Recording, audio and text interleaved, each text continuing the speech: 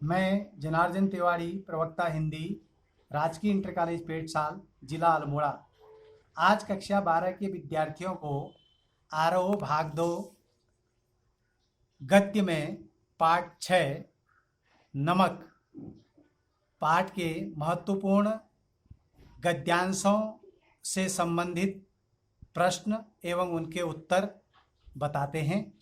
सभी विद्यार्थी ध्यान से उन प्रश्नों के उत्तरों को समझ करके अपनी अभ्यास पुस्तिका में उतारेंगे। नमक, इसके लेखिका हैं रजिया सज्जाद जहीर। रजिया सज्जाद जहीर की कहानी नमक भारत पाक के विभाजन के कारण विस्थापित हुए लोगों के दिलों में बसी भावनाओं को प्रकट करने वाली कहानी है। आज भी इन विस्थापितों के मन में अपने जन्मस्थान के प्रति अपार स्नेह है और उसी को वो याद करके अतीत की मधुर स्मृतियों में खो जाते हैं। तो महत्वपूर्ण गद्य खंड पहला देखिए। उन सिख बीबी को देखकर सफिया हैरान रह गई थी, किस कदर वह उसकी माँ से मिलती थी। वह भारी भरकम जिस्म, छोटी छोटी चमकदार आँखें जिनमें नेकी, मोहब्बत और रहमदिली की रोशनी जगमगाया करती थी। चेहरा जैसे कोई खुली हुई किताब, वैसा ही सफ़ेद बारीक मलमल का दुपट्टा जैसा उसकी अम्मा मुहर्रम में ओढ़ा करती थी। जब सफिया ने कई बार उनकी तरफ मोहब्बत से देखा तो उन्होंने भी उसके बारे में घर की बहू से पूछा। उन्हें बताया गया कि ये मुसलमान हैं, कल ही सुबह लाहौर जा रही हैं अपने भाइयों से मिलने, जिन्हें उन्होंने कई साल से नहीं देखा।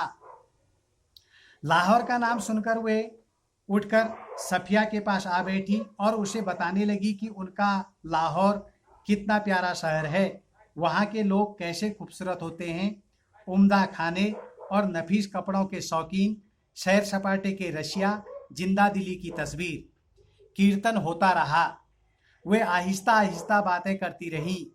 सफिया ने दो एक बार बीच में पूछा भी, माताजी आपको तो यहाँ आए बहुत साल हो गए होंगे। हाँ बेटी, जब हिंदुस्तान बना था तभी आए थे। वैसे तो अब यहाँ भी हमारी कोठी बन गई है, बिजनेस है, सब ठीक ही है, पर लाहौर बहुत याद आता है। हमारा वतन तो जी लाहौर ही है। तो प्रश्न क, यह पद्यांश किस पाठ से लिया गया है, इसकी लेखिका कौन है? तो इसका उत्तर होगा, यह गद्यांश नमक नामक पाठ से लिया गया है और इसकी लेखिका रजिया सज्जाद जहीर हैं। प्रश्न नंबर ख, सिख बीबी को देखकर सफिया क्यों हैरान रह गई थी? तो इसका उत्तर होगा, सिख बीबी को देखकर सफिया हैरान रह गई थी क्योंकि उसकी शक्ल उसकी माँ से मिलती थी। सफिया की माँ जैसा भारी भरकम शरीर, छोटी चमकदार आँखें जिनसे प्रेम और करुणा की रोशनी निकल रही थी, उसकी माँ जैसा ही मुख, वैसा ही बारीक मलमल का दुपट्टा जैसा उसकी माँ मुहर्रम में ओढ़ा करती थी। प्रश्न ग, सफिया के विषय में घर की बहू ने क्या बताया? उत्तर, सफिया के विषय में घर की बहू ने सिख बीबी को बताया कि ये मुसलमान हैं और कल ही लाहौर जा रही हैं, वहाँ इनके भाई रहते हैं, उन्हें इन्होंने कई वर्षों से नहीं देखा है, उन्हीं से मिलने ये लाहौर जा रही हैं। अगला प्रश्न, बीबी ने अपने बारे में क्या बताया? उत्तर, सिख बीबी ने अपने बारे में यह बताया कि उसे लाहौर से यहाँ आए बहुत वर्ष बीत गए हैं।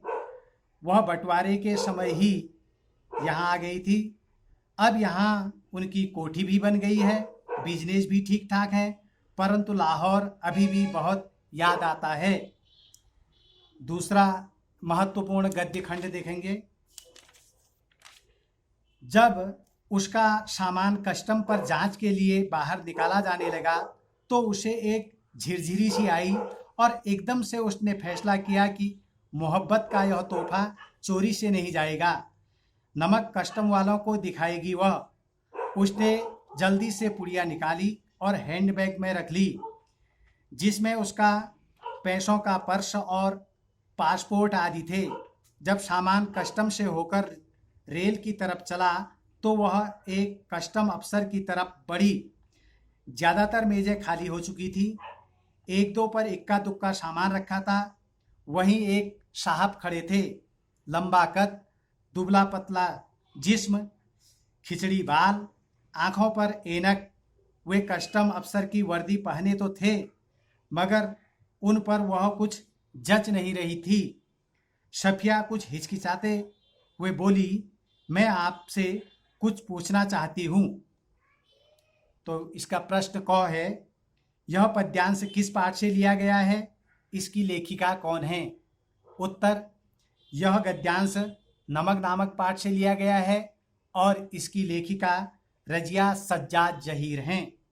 प्रश्न ख, सफिया को झिरझिरी क्यों आई? तो उत्तर हो जाएगा, सफिया का सामान जब कस्टम पर जांच के लिए बाहर निकाला जाने लगा तो इस भय से उसे झिरझिरी आ गई कि अब उसकी चोरी पकड़ी जाएगी। प्रश्न ग, सफिया ने क्या निर्णय लिया? तो इसका उत्तर होगा, सफिया ने निर्णय लिया कि वह मोहब्बत का तोहफा चोरी से नहीं ले जाएगी, वह नमक कस्टम वालों को दिखाएगी। इसलिए उसने नमक की पुड़िया उठाकर अपने हैंडबैग में रख ली। अगला प्रश्न, पाकिस्तानी कस्टम अधिकारी कैसा था? उत्तर, पाकिस्तान के जिस कस्टम अधिकारी से सफिया ने बात की वह लंबे कद का, दुबले पतले शरीर का आदमी था।